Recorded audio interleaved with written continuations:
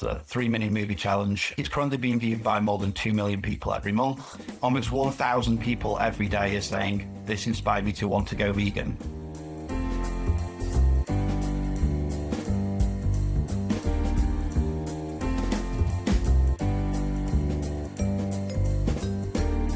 Welcome to Our Hen House. This is Jasmin Singer. This is Mariann Sullivan. And this is the Our Hen House interview. We're so excited about today's discussion. And just for those of you who are just joining us, as you know, maybe you don't know, we have been on the air every week for 15 years without ever missing a week. So feel free to start at the beginning and catch up. I actually do hear sometimes from people who have heard all episodes, and I'm both flattered and concerned for them.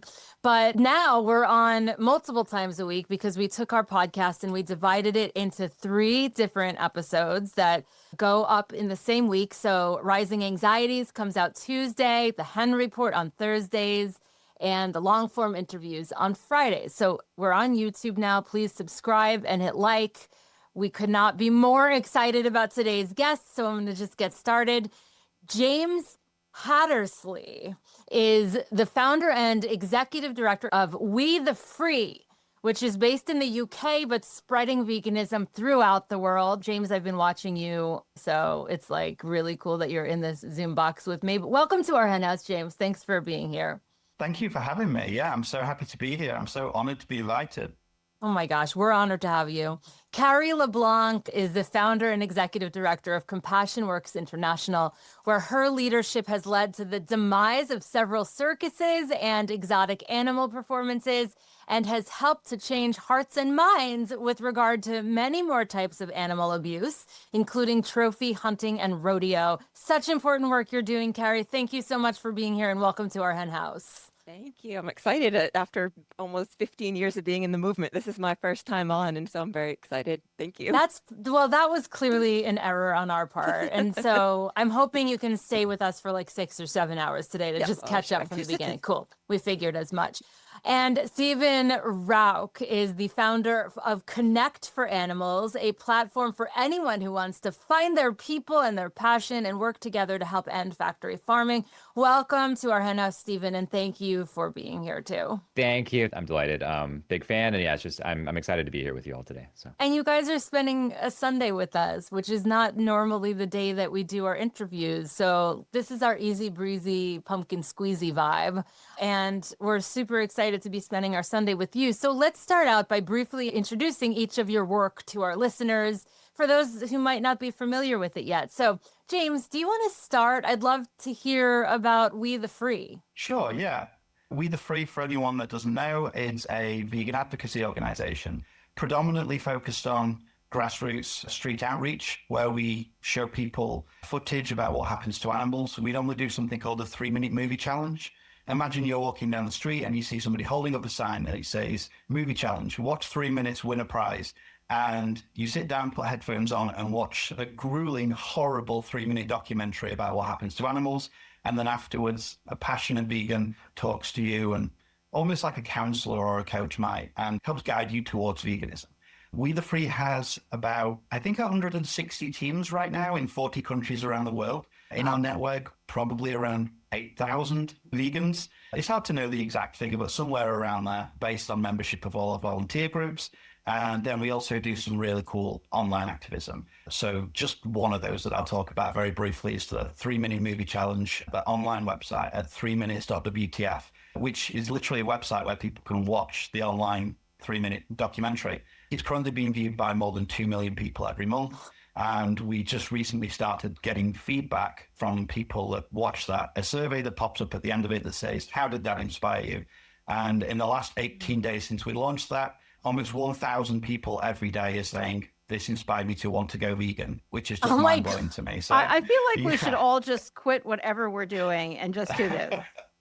What the hell? That's amazing. Amazing work. Yeah. And also, I didn't know that .wtf was a possibility. And as soon as we're done with this interview, I'm going to buy jasminsinger.wtf. Because many people have said to me, Jasmin, WTF. And so it feels like it just goes with the truth. Okay, lots of questions for you, but hang on. Carrie, I need to tell you that you have the most amazing cheekbones, and only our YouTube viewers are going to have access to seeing what I mean. But in addition to lovely cheekbones, you have lovely advocacy, and I'm super excited about what you're doing. So can you give us a brief intro? Sure, yeah. CompassionWorks International has been around for about 11 years. I came actually out of farmed animal advocacy. I was one of the folks that helped bring Mercy for Animals to the place that it is now. But what I felt and saw in a lot of farmed animal advocacy was that it was leaving behind issues and people that were easily accessible.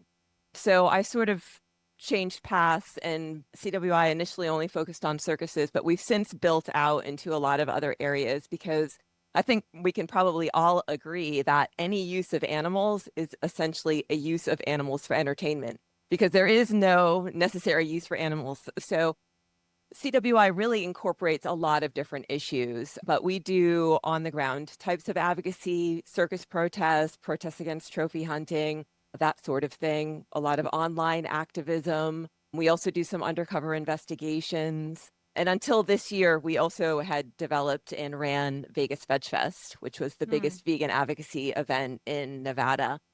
But something that we could all maybe talk about is sort of the decline in advocacy and the interest in attending vegan events and things like that, because it's, it was going downhill a little bit before the pandemic. And then since the pandemic, it's been a little bit like this. So strategizing ways as a movement to counteract that and think how we can start to revitalize young people in the United States. Maybe James is seeing other things in other countries, but in the US, there's been a definite decline. So anyway, we keep up our work. We're almost done with the circuses, but there's more work to be done and we need people to get out there. So I know that we're doing just intros right now, but I have to ask a really quick follow-up question.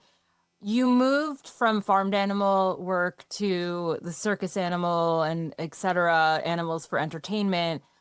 I'm so curious what that was like for you. And if you saw that there was more traction with the animals used for entertainment, like, can you just give me like a 1,000-foot high view of what that was like for you? Yes, I work with a lot of non-vegans. So I view the types of issues that CWI works with as gateway issues, gateway animals. Everyone loves an elephant. Everyone loves a lion. So these are issues that people will come and will get involved in protesting. And it's an opportunity to then, expand their circles of compassion out to other animals. So I would say I work with completely different sectors of people. There's been a divide in the animal rights movement, which I think has been exacerbated by a lot of factors that maybe go beyond the scope of what we should talk about in this podcast. But I would love to see more integration and more focus on animal rights as a whole over certain animal welfare types of approaches. Yeah, and this is just the intro, but now I can't help but say something because I think you're so right. And so much of vegan advocacy, while very powerful and not the kind of vegan advocacy that James is doing, but a lot of it is focused on health or focused on the environment. And these are very, very important things, but the animals can get left behind. And the kind of advocacy you're doing, I mean, it's like everybody cares about the animals that you're talking about and broadening that. I think it's so important for us to always think, as you three all do, of the vegan movement as an animal rights movement. It's part of another movement that is bigger. And that's why it's so great to have all three of you here today. But Stephen, we should get to you because you focus primarily on farmed animals, but you do something special and you bring together the work of other people. And I guess it also sometimes would encompass animals other than, well, why don't you tell me? Is it all farmed animal advocacy or does it encompass some other animals as well? That's a great question. So I'll give you, I guess, just like the quick backstory of why I got here, which is Connect for Animals came from a place of me trying to find my way into the animal advocacy movement for quite a while. So I say that I've been doing animal advocacy work for about a decade now, but I think I've been saying that for 2 or 3 years. So I should probably bump up the number to like 12 or 13 or whatever. But, I started out by volunteering with different organizations, trying to find my place in the space, I guess. I was going vegetarian and then going vegan, was handing out leaflets with vegan outreach. I was tabling with Mercy for Animals. But I have a math background and I was getting into data analysis. And it was just hard to find something that felt like my place. And then after being in the space in many different capacities over the last decade, give or take, I came to see that actually my journey seemed to be indicative of kind of a larger problem in the space, which is that we actually have quite a lot of people who care about animals. And I often frame it as factory farming, just since that is where animals raised for food is kind of that, just like the large slice of the pie as far as animals killed purposefully by humans globally. But obviously, we care about the whole system here. There are a lot of folks who care about the issue. And I was seeing in myself and then again and again and again, in many other people, they care deeply. They're already on our team. They don't know how to get involved. They can't find that path into the space. And the things that they see do not seem to be a good fit for them. And so a couple of years ago, several years ago, I guess now at this point, when I was sitting down and thinking, okay, what can I do that's really going to make an impact, that can really help move the needle on these issues? I kept coming back to this question of if we can just find ways to get more of those people who are already on our team involved in anything, kind of across all organizations in the movement, all the different strategies and the campaigns, I think that we could release a lot more people power into the space. And so that's the genesis of Connect for Animals. We provide a platform that pulls together campaigns and events and actions from lots of different nonprofits, lots of different local vegan groups, animal rights groups, put them all in the same place and just try to help people get connected to like whatever is going to be that best fit for them. We've been doing that for about 3 years. Focused on factory farming, focused on animals raised for food or fur, but other things are on the platform as well. And it's constantly a question of where do we focus our energies. The ultimate goal here is just to help as many animals as possible over the coming years, the coming decades, and just create that world that we want to see. So trying to figure out how to do that. Yeah, it's amazing and so important. And I wish you had existed when I first started getting disturbed about the issue, because your words just reminded me of how hard it was. I mean, it was harder back then because we're talking kind of pre-internet, so it was really hard. But how hard it was to find other people who cared about this issue and figure out what you were supposed to do. We were just talking the other day, I was talking to Jasmin about my first trip to Farm Sanctuary, which is this huge farm sanctuary, obviously, farm animal sanctuary in upstate New York. And the first time I went there, it was just like this huge feeling of, oh my God, there are other people. And it was, you had to travel to find them. So really, it's really, really powerful work. And one thing I really wanted to particularly add too about, I should have said this when I was responding to what you said, Carrie, but I've just always felt like most of the animals are farm animals, are being eaten. But the people who care about animals are frequently really in the issues that you are focusing on. You are capturing those people who care. Loads of people care about elephants who never think about a cow, and it's really drawing them in that is so important. So yeah, I'm excited to have all three of you here. You bring three amazing perspectives. James, one of the things that you mentioned and what you wanted to talk about was theories of change, which is a subject I absolutely love to talk about. I don't think anybody's actually come up with a really good one so far, but you have expressed some concern about the difficulties the movement has experienced. I think you called it around tribalism, around theories of change. Can you talk a little bit about that? Because I think that's a hugely important topic. Yeah, sure. I mean, how much time do we have? This honestly feels like something I could talk about for the next 4 or 5, I was going to say hours, but maybe days.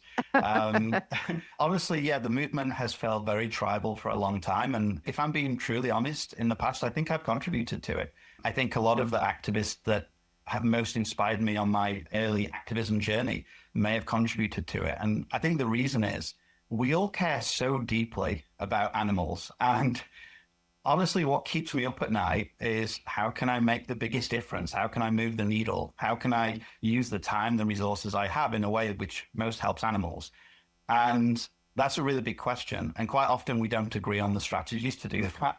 In the past, I would see people maybe using their time in a way that I thought wasn't effective or maybe outright harmful. If I saw them doing some kind of campaign where they're throwing blood at walls and screaming at people with a megaphone, meat is murder, while they're trying to eat a meal in a restaurant. And I would think, oh, that's not going to make people like vegans. That's not going to make people care about animals. That's going to make us seem like weirdos. And it's like a fringe issue. And I would be quite verbal about my disdain for the tactics of other people. And what I've realized as I've spent more and more years kind of dedicating my life to this is quite often we can be very vocal about issues, even if we aren't necessarily educated on why people are doing that. And kind of a turning point for me was having a conversation with various leaders of different organizations and saying, so why do you do what you do? Why do you focus your energy in this way?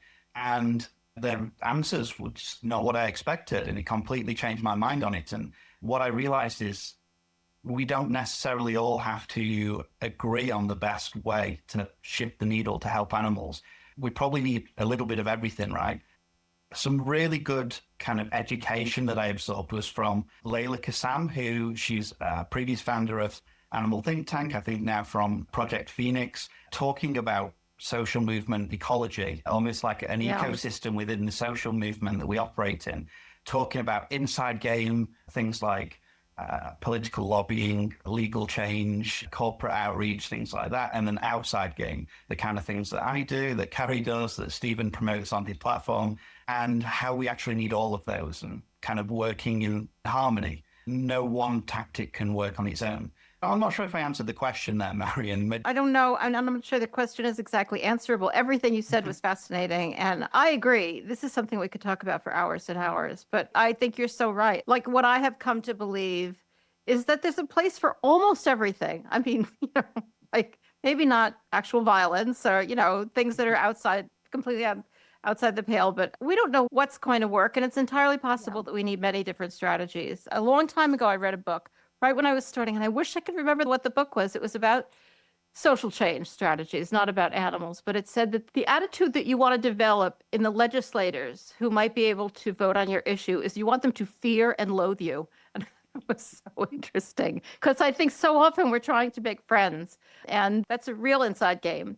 But there are many different attitudes to try to develop in the outside world, and different people working on different things, I think, is everything. That reminds me of, we have a friend, I'll say her name because every other person is named Jane. Her name is Jane, and she says, better to be feared than loved. Yeah, totally. It sort of reminds me of that a little bit. And it's definitely something I've struggled with, like as a woman in the animal protection movement, because I have a lot of the people pleasing kind of instincts, and that can sometimes be really hard when you're an activist. But one of the reasons why Mariann and I and Vicky wanted to do this panel is because we all come from grassroots. Like I was the campaigns manager at Farm Sanctuary like 20 years ago. And one of the reasons we started our hen house is because we were both kind of tired of people waiting for top-down organizational campaigns to dictate how an individual can get involved with creating change. And now we've interviewed thousands of people, and I know so much less now than I did when we started because I don't know what works. And I think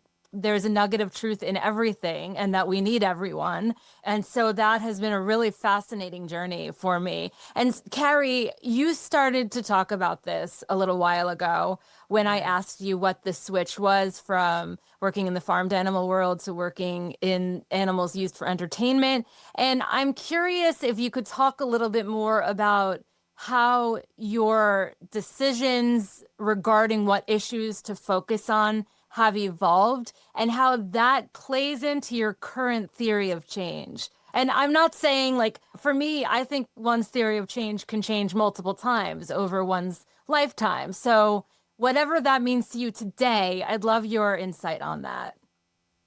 In terms of CWI, our theory of change has pretty much been the same. And it was our founding principle. And the reason I've probably never been on the show, and maybe no one knows about CWI, is because I'm not big on flag waving. What I think a good theory of change is people talking to people, friends talking to friends, family talking to family, neighbors talking to neighbors. So we came up as basically an alternative to PETA.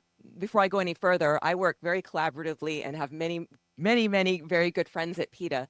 But as soon as you see a PETA poster, that triggers something in somebody's mind. And they either have no opinion of it, or more often than not, they have oh, okay, we already know what this is about. And so our goal was to provide people an opportunity to speak for themselves. I hear you. And I just want to add that we, for a very, very long time, focus primarily to exclusively on farmed animal advocacy. Now we bring in more animal activism, usually from like a vegan perspective, though occasionally we'll find someone who's like, their beat is one specific type of wildlife advocacy and they might not be vegan. It's always sort of annoying for us when that happens. But, I want to know everything about beavers, for example. So we're going to have a beaver person on. And if you are making jokes in your head, that's fine with me. All right, we'll get back to you, Carrie. Lots more I questions. can't believe you did that. I Like can't help every it. time we talk about beavers, she has It's- to make the It's beaver Sunday. joke. Come on. All right, God, Stephen. it's so old. Stephen, help. I Steve- can't follow that. Okay, you can't help. All right, Stephen, in your view, what is the current state of the grassroots animal rights movement, and why, especially given the passion that people are bringing to this movement, why isn't it bigger?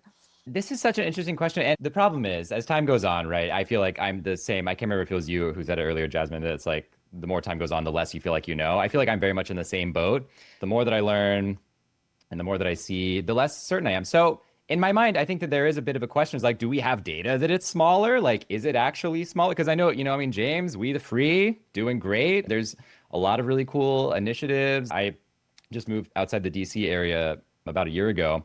And there's a great community here that's doing a bunch of campaigns. I think they won something like 20 foie gras protests last year. I was hanging out with some of them recently. And so I We think just I had think the there- folks from like DC for Animals on. Is that what it's called? DC for Animals?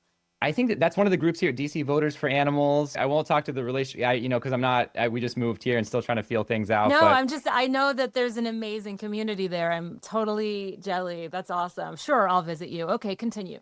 yeah, no, please come. Yeah, the food's amazing. So anyway, that's partially what informed when I started Connect for Animals as well, is like the state of uncertainty here. I kind of just want more people doing more of everything across the whole space, And the thing is about theories of change. So back at the National Animal Rights Conference, I can't remember what year it was, I saw a talk where the presenter was making the case essentially that if you view the movement as like a dynamic marketplace, then the best thing to do at any given moment depends on what everybody else is doing in that moment as well, and what type of progress has happened over the previous years. And the society that we live in is such a dynamic system, things changing so constantly. I mean, in the US, we just saw this huge administration turnover. Things look very differently now than they did 12 months ago, right? And so what does a sort of a consistent theory of change look like in that space is very difficult to answer when things are shifting so constantly. And we are responding to society is responding to us. I think honestly, first things first is that we need better data and research on this actually. And this is something that I'm trying to talk to some people about right now, is do we have good data? Do we have surveys? Do we have research on the people power of the movement? Because I think you have organizations all over the place doing great work, but the data is siloed there about how many volunteers do we have? How many activists do we have? How many people are actually hitting the streets, doing behind the scenes work? Like, what is our people power currently? And I honestly just don't know if we know. And I wish that we had really good research on that, because then we could ask and answer some of these questions better. Does Faunalytics get into that kind of research in their work, or are they mostly focused on like outside the movement research?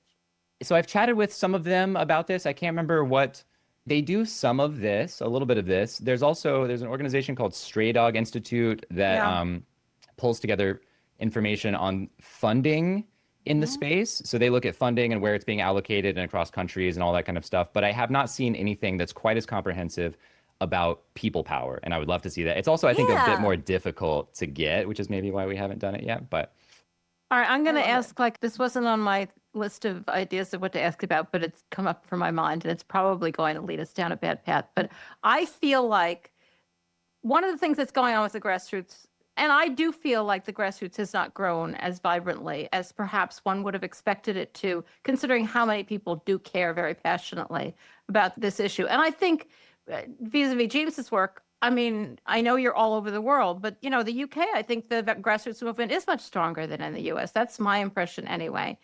And I wonder whether to some extent it's because so many of the bigger animal rights organizations, particularly the farm animal people, have gone down a effective altruism route. And this is not a criticism of that route. There are a lot of different routes. And I think like what they're doing, it's definitely not a criticism, but it's very hard to involve the grassroots because it's not what everyday people believe in. People don't believe in cage-free eggs, And I want the chickens out of those cages. And, if they get them out of those cages, more power to them. But I do think the large animal groups used to, work more closely with grassroots organizations. And that kind of ended, and it left the grassroots a little bit without leadership, which I think that all of you are kind of stepping up and kind of filling in. But it caused a gap for a while.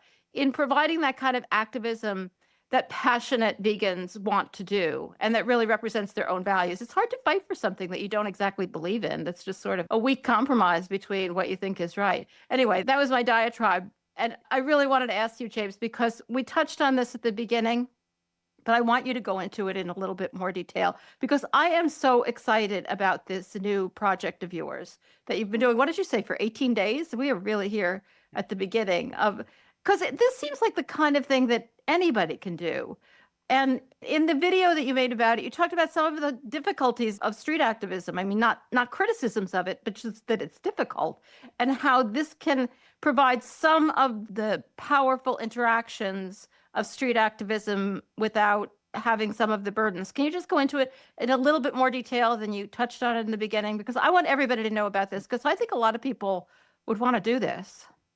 Yeah, sure. Thanks. First of all, I'll just say I will forever be a huge fan of street outreach, and I'm not ready to give up on it just yet. Yeah. I think Carrie touched on earlier, like these kinds of, grassroots activism is very much a gateway drug to every other form of activism. When I see people doing, undercover investigations or liberations or marches or corporate outreach or whatever it is, they probably got started in some kind of street outreach. There's probably more than a 50% chance that they did. Everybody I know did. So even if it's only for that purpose, street outreach needs to continue because it's so good. It's an accessible entry point. It's great at recruiting people for the movement, whether they go on to other things or continue doing street outreach. But to go back to your question, Mariann, so I guess we're talking about the 3-minute movie challenge online and something called My Chats that I think I mentioned in our emails. So very, very quickly, the 3-minute movie challenge, we've had that online at 3minutes.wtf since I think about November, and we didn't really promote it at all. It was just when we do street outreach using the 3-minute movie, we get so many photos of people. This is not going to work for anyone listening to the podcast, but this kind of like shocked facial reaction of people that are like seeing the footage and it's just breaking their heart. And when we post these photos online, we get messages from people saying, hey, where can I watch what this person's seeing? And we didn't really anticipate the kind of viral element of that. So we built this website just as a place where we could send people to go and watch that. And then without any promotion, I guess a few like influencers on Instagram and social media recognize this as a really valuable resource to share with anybody as a result of their online activism. So if somebody's got an Instagram account where they talk about veganism or animal rights, they can do like a, link in bio. If you want to find out more, go and watch this 3-minute documentary. And predominantly through like 1 or 2 like mega influencer accounts sharing that religiously, we're getting 2 million people every month at the minute going to watch that online movie challenge. And just to put that into perspective, in May alone, that 3-minute documentary was viewed for nearly 11 years. Which is just blowing my mind because it kind of happened almost accidentally for us. The person who was doing such a good job of sharing this online is predominantly one person. His name is Julian. He's a 22-year-old activist from France. We offered him a job straight away because there's nobody in the movement that's doing this for us as well as he is. And so you're saying that if you put all of those 3 minutes together, it would equal 11 years? Yeah. That's insane. I know, right? And that's really Julia, just exploded since go. January. Yeah. So probably, way more impactful in his less than a year as an activist than me and many other people I know that have been in the movement for years. But there you go. Yeah. So that's great. Obviously, we've got like 2 million people every month watching the movie. And that's really great. But one of the issues is we know from showing this to people in the street that some people do watch the video and say, well, I guess I'm vegan now. But most people don't. They want to talk to somebody about it. It's broken their heart. They've got questions. They don't even know how to go vegan. They don't even know where to start. They need to talk to somebody. So we've built a platform called My Chats where people can have these online vegan outreach conversations. So imagine you're on social media, you see a video on Instagram, it takes you to the 3-minute movie challenge website, you watch the video, and then at the end of the video, there's a pop-up that says, talk to us. We know that was a difficult watch. Have a chat with one of our volunteer counselors today and be entered into a prize draw. And you click on that and it takes you into an online vegan outreach conversation. And this is just so powerful for us because not only can people have those vegan outreach conversations, but it overcomes so many of the difficulties of traditional street outreach, of having to wait until 3 weeks on Saturday for the next event in my city, and then having to carry all this heavy equipment into the city centre, and having to like fight to gather 12 activists that they're the same 12 people that go to every single thing in the area and get them in the city centre and pay for taxis and buses and transport and whatever. It overcomes all of that. It delivers warm leads to us using technology. And then these conversations happen on our platform where we can collect the transcriptions of tens of thousands of vegan outreach conversations and analyze them using AI to answer some of those questions about how should we advocate for veganism? What's most likely to lead to this person wanting to go vegan? And then we can use that AI to give guidance to the activists. And it's like an upward spiral of us getting better and more efficient as we go along. So yeah, it's probably the thing I'm most excited for in the movement right now. And I'm obviously biased because I'm doing it, but yeah.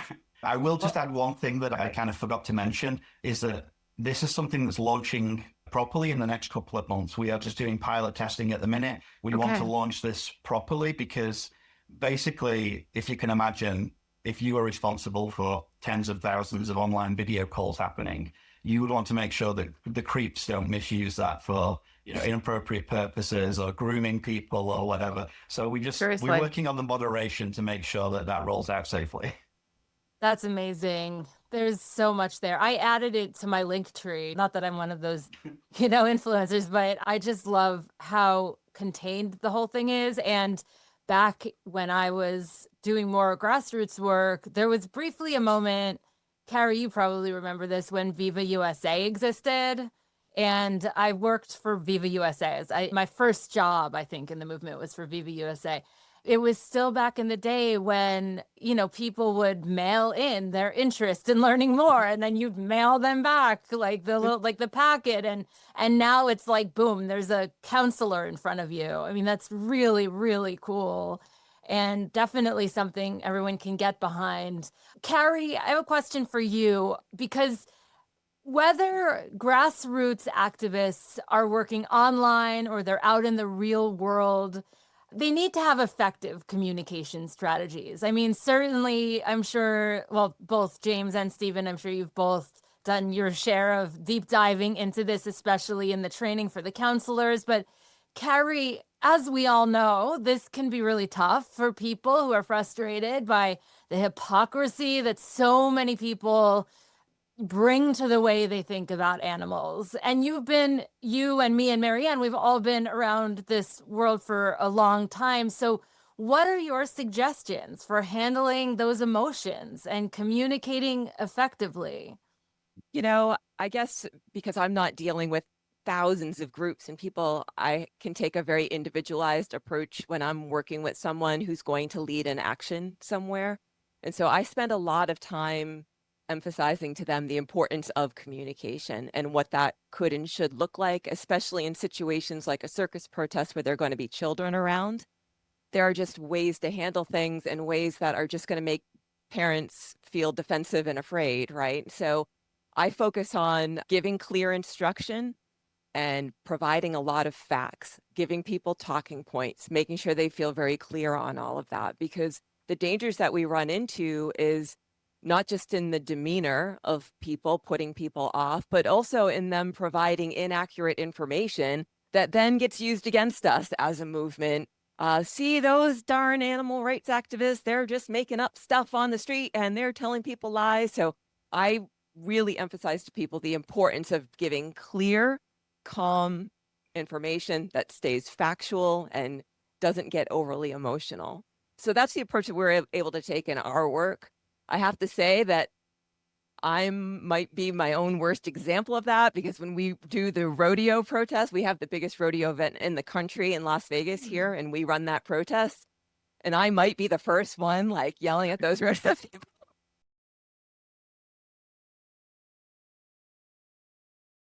Do what I say, not what I do. Exactly. That's my advice. There's not a lot of children at those, so that can get a little heated, but generally, I think we tend to deal with older activists as well, people who are a little less dispassionate maybe than vegans. They care about their one issue, and so they're able to kind of take it more on board to be factual. But when you've got an animal rights activist in a circus protest, that's where, oddly enough, that's where things can get a little crazy. Hmm.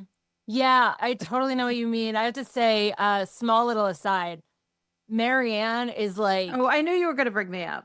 would you rather I go back to the beavers or I very seldom lose my temper, but Yeah, when I do, she can't- it's not good. We were in Puerto Rico once and there was a horse-drawn carriage and someone was like, ladies, come over here. And Mariann goes, fuck you. Like, it was just like the best. I'm not sure I use profanity, but it's Oh, entirely come on. possible. Horses No. and carriages, it's true. Having lived in New York City for a long time, and it's a very abusive industry, and it's like, I don't know, 30 people.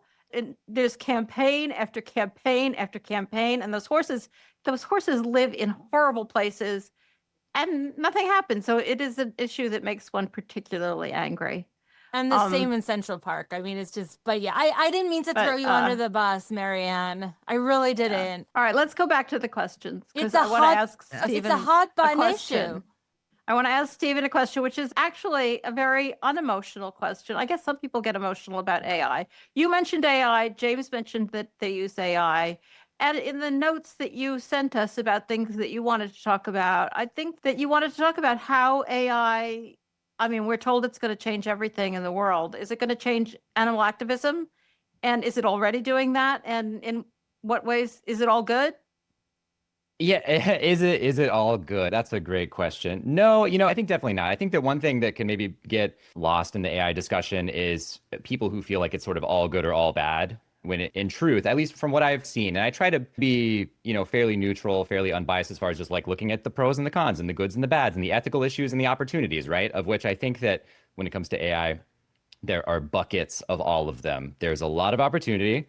There's a lot of questions. There's a lot of ethical dilemmas and things like that. We're just kind of entering this weird new space. But I do see that there seems to be a little bit of a separation between, and this is within society broadly, but also within the animal advocacy space, between people who are really keeping up with the trends, staying up to date with the information and seeing what's happening, and then people who are not engaged at all and don't know what's coming and really don't know like about the power here as well. So, I mean, as an example, there's some email tool that I use that uses AI as part of it. And I went to one of their webinars where they were talking about AI across various business industries and whatnot.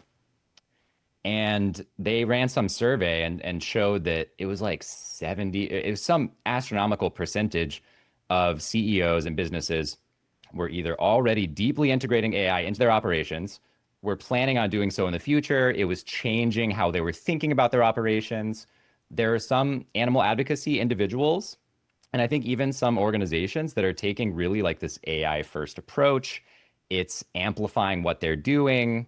I think some people are doing it better than others. And then I think some people are just like completely disengaged, either because it's a new technology that's deeply uncomfortable. I think it is deeply uncomfortable in many ways, right? There's a lot of weird questions around it, or because they have concerns about it, whether due to the data that was used to train it or data privacy or environmental concerns or whatever concerns it might be. And so are not seeing what's happening across society. So I think taking all that, like holding that all in one space is really difficult. But I do think that it's one of those technologies that's here, it's growing. From what I've seen, it seems like it's going to change a lot of how society operates. The questions around what that's going to look like are still very much here. But I think that animal advocates can start using it definitely to help us with strategy, to help us with data automation. Just this past week, actually, there was some little data process that I used to go manually export something, categorize it, upload it to Google Sheets. I just set up something that automates it for me. And now I get back like, an hour every month or something like that. And that's time that will build up over time. And there's lots of little things like that. So Are there ways that it's used for animal advocacy other than the fact that, it's useful for everybody? And I'll tell you, one area in which it's insane is I just finished teaching a class. It's hell for teaching. I don't know what we're going to do because the only thing students are going to learn is how to use AI. I mean, that's it.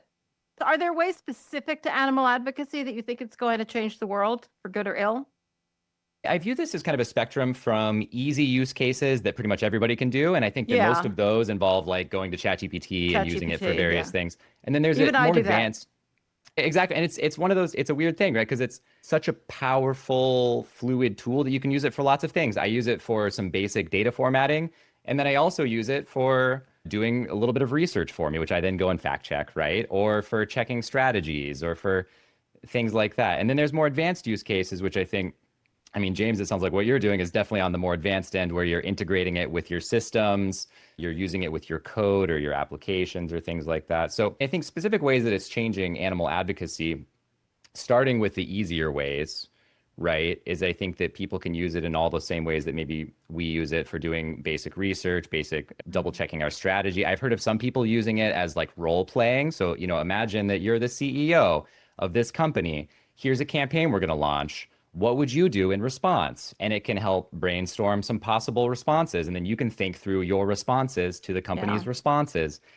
Things like that. The opportunity and the challenge here is that there's a million use cases. I think starting with like the LLM ChatGPT space is probably where a lot of the ones are going to be for like most animal advocates. But Yeah, I agree with all that. We've had a couple episodes focusing on AI, and I know there are some other folks who With folks from Stray Dog, which you had mentioned before. right. They're helping organizations incorporate AI into their advocacy. And James, can you tell us a little bit more about how you're using AI post counselor experience? Because I think I saw on one of the YouTube videos of you that I was watching that it kind of offers suggestions to the counselor. Is that right? Can you tell us about that? Yeah. So we actually provide training to volunteers on something we call inspiring behavior change, which is the most evidence-based approach that we currently have. There's not enough good research on this, but the most evidence-based approach that we have to those vegan outreach conversations. And it's some of the stuff that Carrie was saying earlier about our approach and not getting too heated and adversarial, no conflict, no kind of, fiery debate in the street and things like that. And almost coaching people towards a vegan conclusion, asking the right questions, as well as kind of, how do I phrase it? So imagine that you've just been on the 3 minutes movie challenge, watched the video, you're having a conversation with a vegan activist, and AI transcribes that entire conversation and then afterwards analyzes it for certain data points like, did this person say they want to go vegan or they want to reduce their consumption of animal products? Did they say that they want to do more research? Was it a heavily shame-based conversation or was it more of a coaching approach to that conversation? Was it a complete conversation or did it end early because of some reason, technical issues or otherwise? We can capture probably about 15 or 20 different data points from that. And then we can basically map those data points to the survey that the non-vegan or pre-vegan completes at the end of the conversation. So at the end of the conversation, it says, how did that conversation impact you? And if they say, I want to go vegan, then we can look at all the data points in that conversation and think, okay, so if they're saying this in the conversation, what's most likely to lead to that actually going vegan at the end of that conversation? So we can map what they say through the transcription of that conversation to whether they want to go vegan. And then we get their email address because they sign up for a competition, and we can follow up with them 12 weeks later and say, hey, you told us that you wanted to go vegan or you wanted to reduce your consumption of animal products. How did that go? It's great to collect data from people that tell you in the street, oh yeah, I want to go vegan now. But a lot of people are kind of people pleasers, right? They are conflict averse. They tell you whatever they think you want to hear right then and there so they can walk away from this crazy militant vegan they've just met in the street. But actually being able to follow up with them 12 weeks later and collect that data is going to be really exciting to me. So I wish I had more of that available to me right now to present. The only data I have right now is the initial kind of, we've been doing the survey at the end of the video, not the conversation, for the past 18 days. And it's incredible. In fact, I have the statistics here. Wow. Let me. You get can that pull them ready. up. When I was at the aforementioned Viva USA, we would mail people a little thingy on the back of the brochure and say, have you made any changes? It was just so. And when people don't make Kind of changes, the same thing. they're not going to mail it back. They're not going to be like, no, I also when Mariann was saying, how do people use AI? I was like, therapy? I literally am I'm having a fight with my wife and can you be my relationship counselor for a second, Jasmin and might overuse it a little I'm bit. joking, but I'm not joking that it has been Possible. unbelievably helpful. And the reason I bring that up isn't just to have a tangent, but to say, like, even Carrie, for the people who you're dealing with, you could have people say, like, I'm going to be a vegan activist. You be a hard-headed meat eater who I run into on the street. Argue with me. This is just a way that our listeners can engage with it. I think that's really helpful for the introverts too. And I think I personally think there are a lot of introverts in this movement, and it makes it doubly hard to get out on the street and talk to people. You really feel, if you're an introvert, that you have to be over prepared for everything, whereas extroverts can just go out there and chat everybody up. And having that ability to prepare yourself for, maybe the hard questions you're going to get, so you don't have so much anxiety around it, I think is hugely helpful. Did you find the stat, James? Did you get it? Yes, but also I really just wanted to respond to what Mariann just said, that I've already developed 2 different chatbots that I'm happy to share that anyone can use. The first one is for outreaching a role play. Imagine you're talking to somebody that's like a non-vegan, and they would say, I want to go vegan, but I could never give up cheese. And you can practice that role play if you're not quite ready to go onto the street yet. And the other one is on the other side. You can basically be the non-vegan and say, give me a steak recipe. And it will kind of try to outreach you using all of the training materials that we put into it as a knowledge base. How can people find that? Is it accessible yet? No, I will just have to share the link. I don't know if you can put that anywhere where this podcast will be. We could put it in the show notes. I mean, if it's available to the public, we can put it in the show notes. It is available to the public. I just don't have it on our website anywhere right now, but I can make that available. Yeah, thanks. To go back to the statistics, so in 18 days, 38,860 people took the survey. 17,627 of them said it inspired them to only buy vegan products. A further 6,600 said they want to reduce their consumption, and 5,044 said that they want to do more research. That's amazing. Just mind-blowing the amount of kind of data that we are getting now. And as well as that, a mailing list of 50,000 people that we can reach out to. How many use it for marriage counseling? Or did you not ask that? I've not asked that, no. But me too. Okay. Mariann, I feel like I've been asking a lot of questions, so why don't you? Yeah, there's something I wanted to get back to Carrie about, because your kind of street outreach is actually different than vegan outreach. Mm-hmm. You're protesting something that's right there. Mm-hmm. And you have actually had some pretty significant victories. And I'm just wondering, I think this is always an issue with protests. I think they're useful in and of themselves because they bring attention to the issue. But how do you translate them into actually a victory of closing down a circus or whatever, or getting a performance canceled or whatever? I assume that piece is more on you than on the people who are out there on the street. I would say so, but kind of going back, I think, to what James was talking about before, or Stephen, was it you said? I'm sorry. It starts with those people who are out there doing something, and it builds from there. Without those people who are doing those protests, and without us being able to demonstrate that there's a passion and interest in this topic, you've got nothing going to a legislator and saying, hey, we should pass this circus bill in Colorado. So it really starts with the folks on the ground doing that kind of work. Yeah, if I can just interrupt you for a second, it brings back that quote that I said before, which I think is so true. What you want from a legislator is you want them to fear you and loathe you. And that's what those protests out on the street yelling, that's what it gets. They don't want that. They don't want to be seen as hating animals.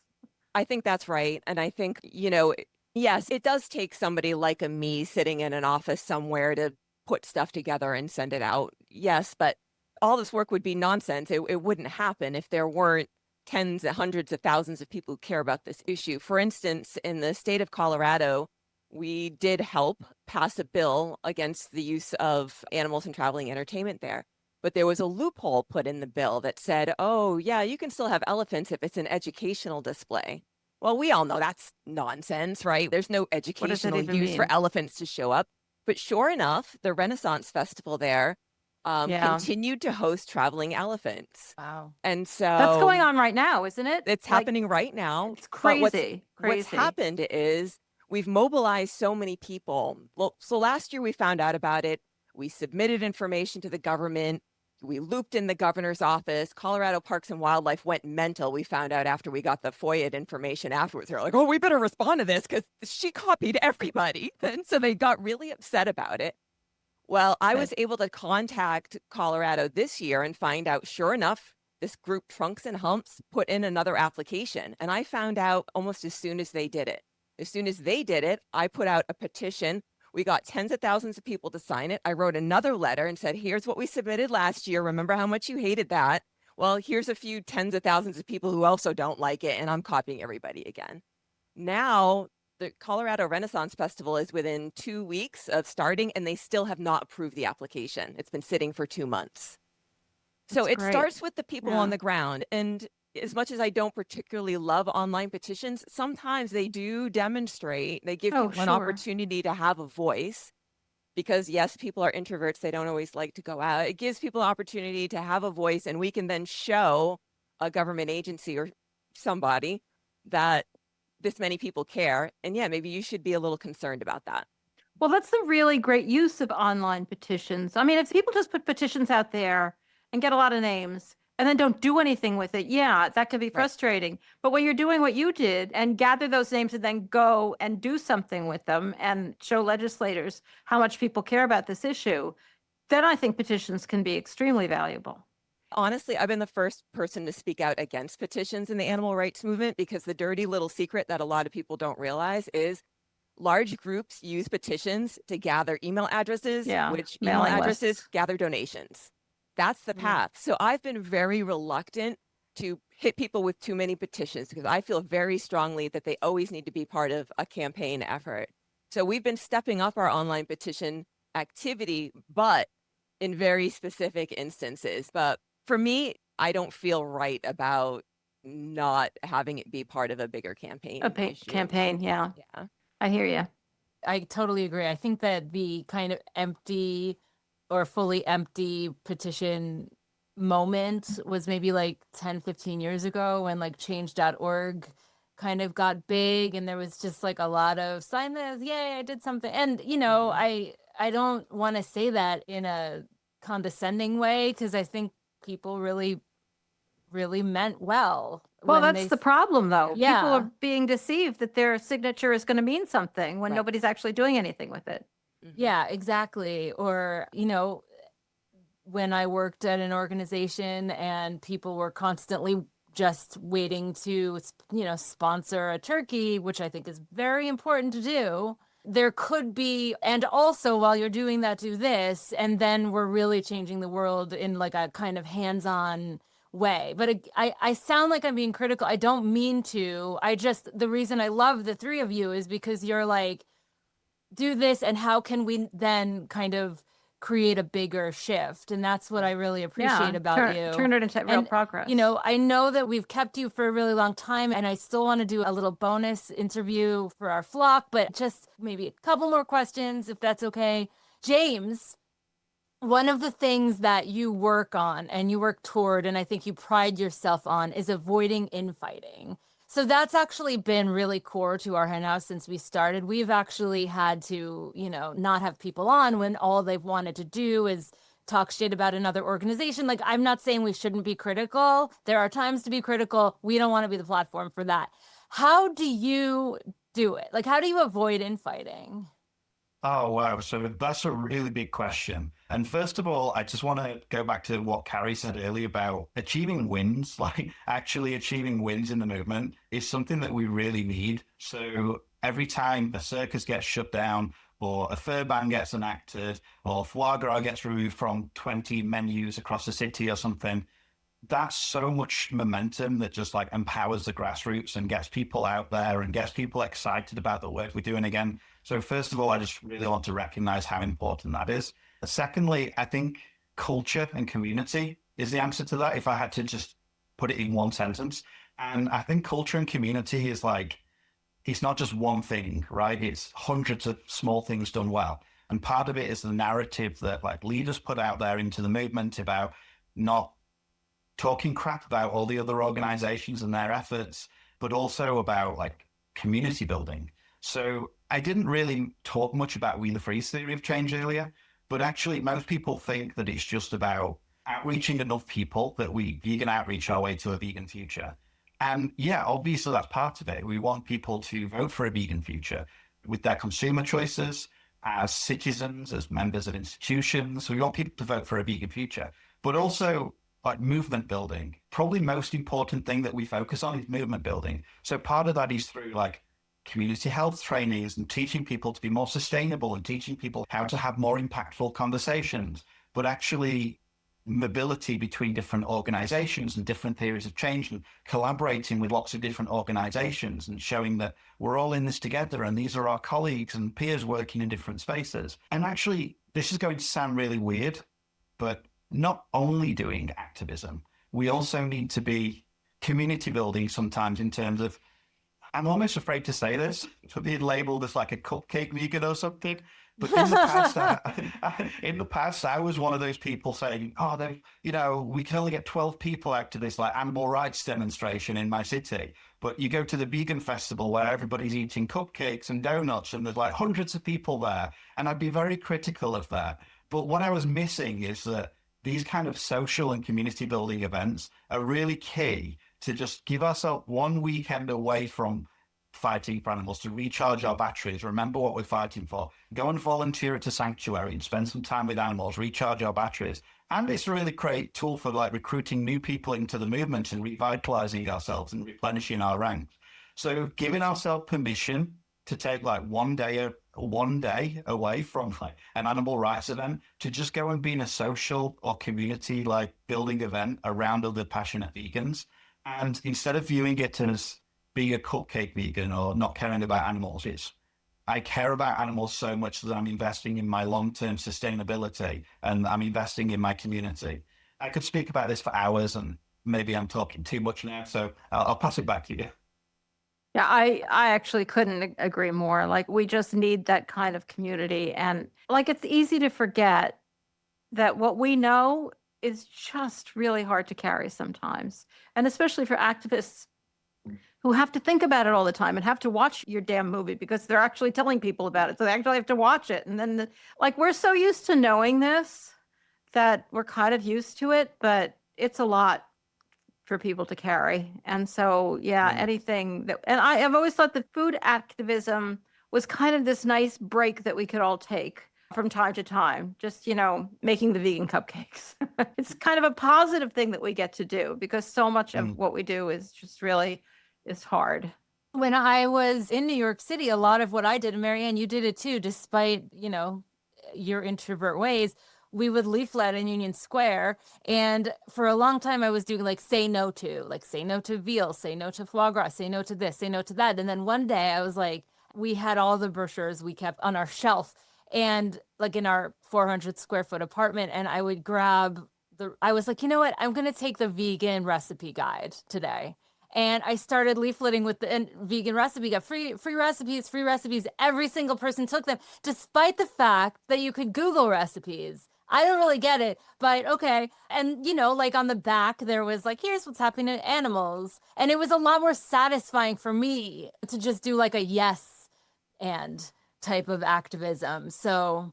All right, Stephen, I did have one more question for you because I think we talked about what you do in generalities, but can you get specific? What will people find when they visit your site, and how do you decide what to feature, and how do you, make sure that everything's legit and whatever your standards are? Because a lot of your work sort of has to do with building community as well. And that's one of the things that your site does. So just rather than me talking about it, you talk about it.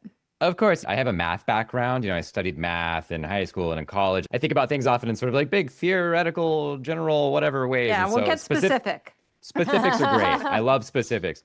So if you go to Connect for Animals, you sign up, you can create an account. I think one of the best things that we do that people love right now is actually our weekly newsletter of upcoming events. And we feature an action from a different organization and we feature a different group as well. So basically, you can think about us pulling together events from different vegan meetup groups, animal rights meetup groups, different nonprofit organizations, different universities that have talks. We put them all on the website. People can go. If you create an account, your homepage is going to have some of the upcoming virtual events. If there are local events in your area, it'll show you local events that are happening in your place.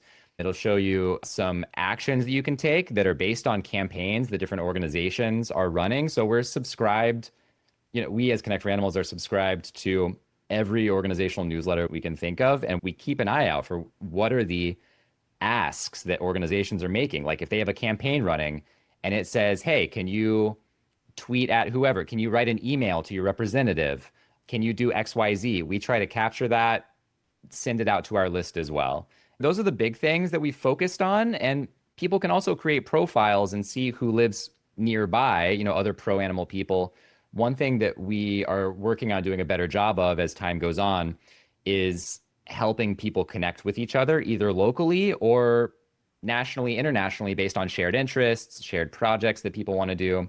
So that's a work in progress. But that's some of the specifics. And I guess some things that people say after they sign up, because what we try to do is just really promote what's happening in the space, right? And so people will sign up and then send me an email saying like, hey, I just signed up. I found this event, and this group. I had no idea any of this was happening. Thank you so much for pointing me in this direction. And that's exactly what we want to do, is just be a pointer to all of the amazing work that is happening and help people find it, help people find their niche. Right fit activism is kind of what I talk about a lot of the time. So Yeah, I love very that. powerful. And how can people learn more about your work and support your efforts? Connect for Animals, just if you Google Connect for Animals and sign up, that's the best way. Just one more question, Stephen, and I'm going to ask this to both of you, Carrie and James, as well. If someone listening to this is maybe sort of new to animal advocacy or veganism and haven't really considered themselves an activist before, what is one tip you have for them or one effort that they can get involved in?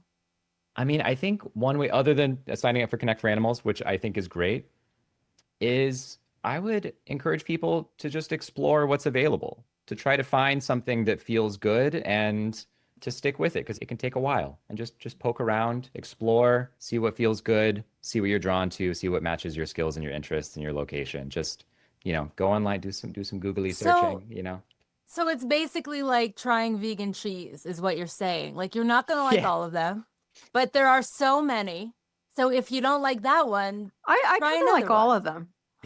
I'm a big fan. I don't know. They're all good. Maybe it's because I've been vegan for a long time, but You there were those didn't- years. Remember those years of Oh, I like remember. that hideous, horrible vegan cheese that cost a lot of money, but I remember.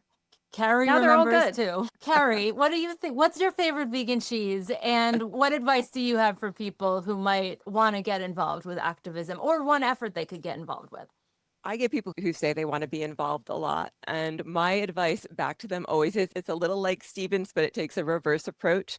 I say, what are your strong suits? What is it that you really like to do? What are you good at? We need everybody's talent. Any talent that you have, you can apply it to the movement. So what are you good at? And let's start there. And then I can tell you where a good place for you might be in the movement. And you can try that. And then if you don't like that, you could try something else. But I like people to bring to the table something that they are strong in. So I'm a big fan of everybody doing what they can to raise the bar for this movement, including something I've always wanted to see funded is sort of like an animal rights nonprofit support center.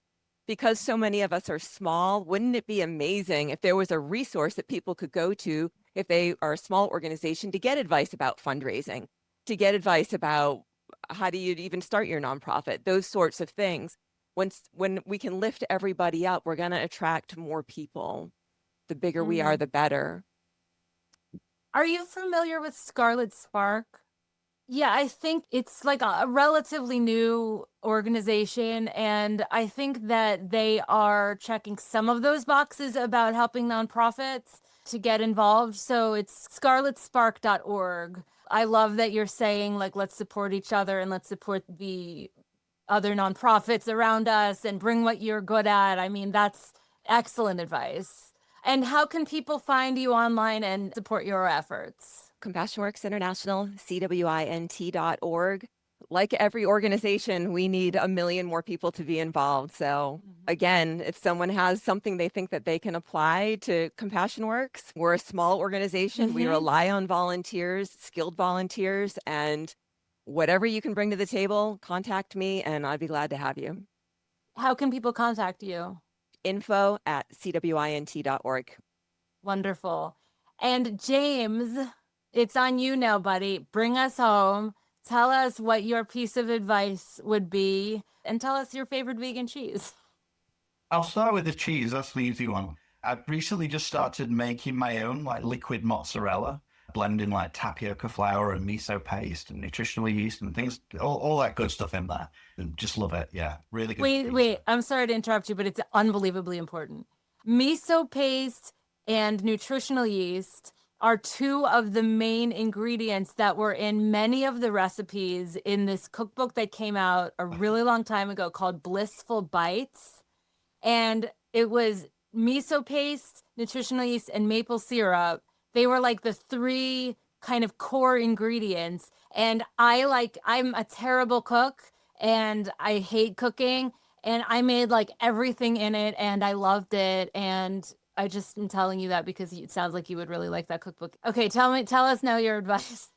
Okay, yeah. So I was going to say exactly what Carrie said about whatever your talent is, whatever you're passionate about, or especially if you can find a gap in the movement, then do that. But seeing as that's already been said, I'll say something different. I speak to a lot of vegans and ask them why did you take so long to get involved in activism, or what stopped you getting involved in activism sooner? And one thing that I hear very, very frequently is a fear that they can't do it as good as Earthling Ed or Joey Carbstrong, that they won't know the right thing to say. If they're speaking to people, even at work or on the street or in the elevator or anywhere about veganism, and it comes up, they're terrified, like, oh my God, what if they ask me a question I don't know the answer to? What if somebody says like, oh, what about, I don't know, the carbon sequestration of free-range cattle or something like that, and you don't know the answer, then their response will be, aha, I've got you, vegan. And that gives them permission to not be vegan. And, you've failed the animals, you've let them down. And I would just say, don't let perfection get in the way of progress. The best way you can learn to do that is to just get out there and have conversations, make mistakes, and you'll realize that actually it's okay to say, I don't know that, but let me find the answer for you and I'll come back to you. If you really want to brush up on your how to have conversations about veganism, then go to www.activism.wtf. That's our website. Sign up to our newsletter. Check out the training section on our website. We do a free training on Zoom twice a month, every month, specifically on this with different time zones. So no matter where you're in the world, you can join that training before you go and have those conversations. I would also just say, don't feel like you have to only do one thing. Like, go and do some pressure campaigns, go and shut down your local circus, join We the Free, join National Animal Rights Day, join one of the, what do they call it, Convergence for Animal Activism Coalition in New York or whatever. Get involved in everything, find out what you're passionate about, find out what you're best at, and just give it a go. That is Thank you. great That's advice. great And advice. I think that's so true that we are so prone to not feeling like we have experts because, of course, we're not in the business of raising animals for food. There's lots of stuff we don't know. And the industry likes to use that against us because they keep everything secret. And so, of course, there's stuff we don't know. And because I'm a lawyer and because everybody always expects all lawyers to know all the laws, which they don't, I have found in life that it's actually very empowering to say to people, I actually don't know. I'll have to look that up. It makes people actually trust you. But, how could we possibly know everything about animal agriculture? It's something we hate. It's not something we do. Mm-hmm. Yeah, it's good. I'm reminded of when someone knew you were a lawyer and was like, Mariann, you're a lawyer. Can I park in that spot? I just remember that. It is true that people do think you know all the laws off the top of your head. Can I say something a little bit random but on topic? Please do. Quotes.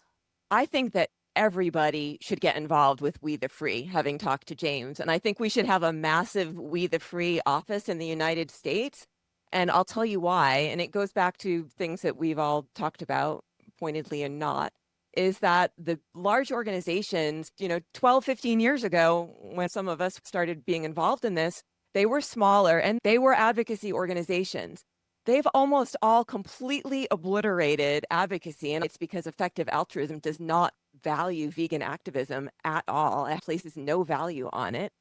So we don't have any money being funneled into doing the type of incredibly important work that James is doing. And so if this organization could be brought to the US and expanded, hopefully at that point we can fill some of these gaps that have been left, the enormous holes that have been left from, all of the big organizations dropping their advocacy programs. And I don't know, just my 2 cents. I'm so with you. And you do have a number of chapters in the U.S., right, James? Where can people find out where there are chapters? And if there isn't a chapter in their city, how can they find out how to start one?